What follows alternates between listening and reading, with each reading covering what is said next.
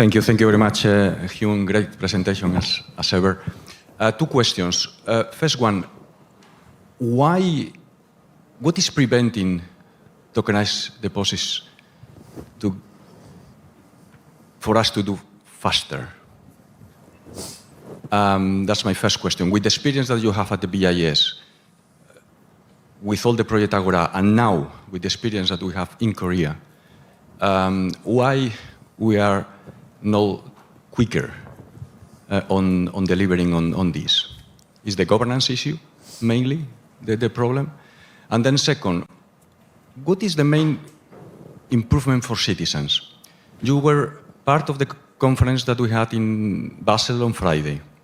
There was this exercise on which cross-border payment was simulated through the current system, through big techs, through stablecoins. It was very clear that big techs have, allow for a significant lower fees as compared to the traditional banking system. Not so much stablecoins. I think it was similar to the question that Catherine had. What implications in terms of cheaper transfers cross-border would this unified layer imply?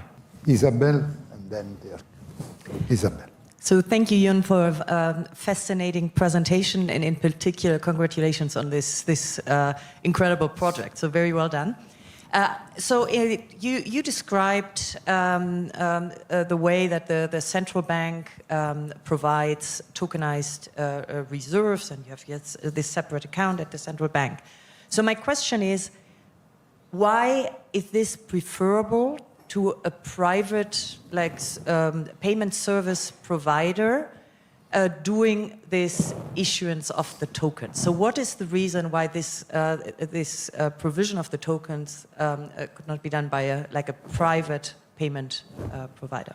Related to Isabel's question, I guess, the banks could come up with the idea to form some joint purpose vehicles and start to issue a joint token in order to simplify the process dramatically and get the central bank out of the picture. Is that something that you would encourage, or you would sort of not encourage? And on the operational level, does the Bank of Korea fully delegate decision power to the algorithm, or is it in the end of the day the Bank of Korea that says, okay, I have the green flags from all sides and let's go for it? Thank you. So Pablo asked, with tokenized deposits, why are we so slow? I mean, there are tokenized deposit platforms that are run by individual commercial banks, and we know them. There's one big bank in particular that's very famous for this.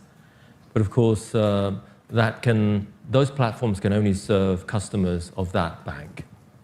What we need is something that covers the whole system, and so either it has to be something like a consortium that Dirk has mentioned, or the central bank needs to be there to settle. And what I'm expecting is that as people become familiar with this type of platform, speed will pick up, because it's ultimately not very difficult. And it's, it was only 2023 when the BIS published its chapter on the unified ledger, and 3 years is really just a blink of an eye, in the big scheme of things. Is it cheaper for users?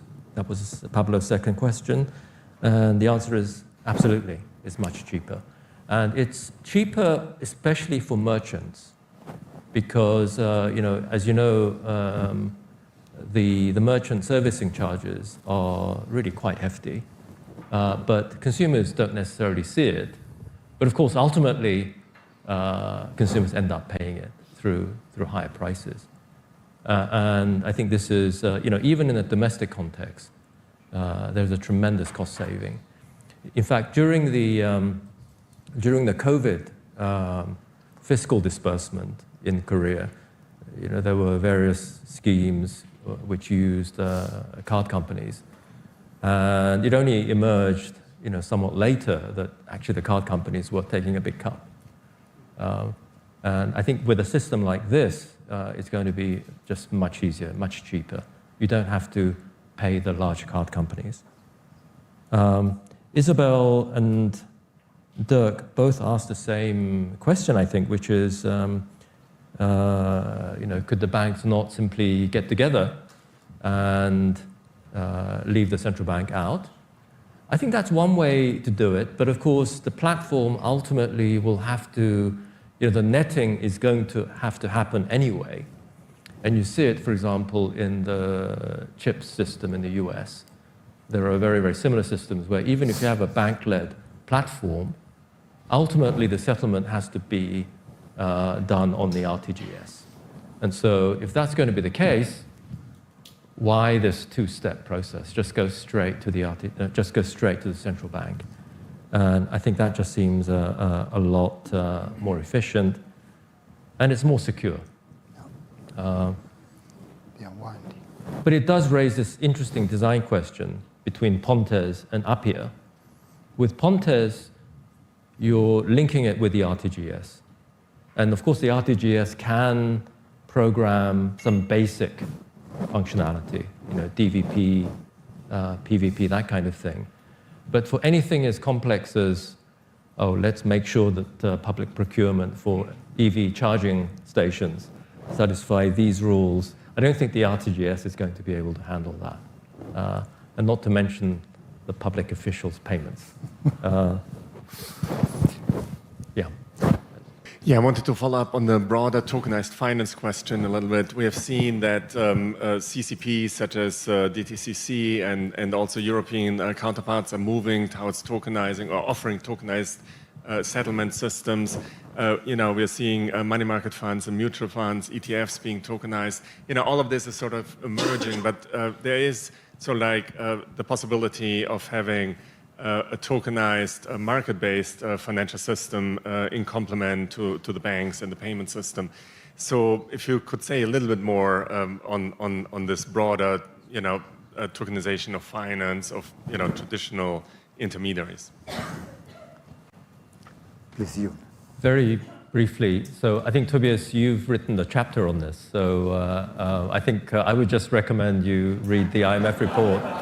Of course, there has to be the settlement infrastructure behind it. And I would say, that's where tokenization can really, that's, I think, where the central bank, that's where central bank money really comes into its own.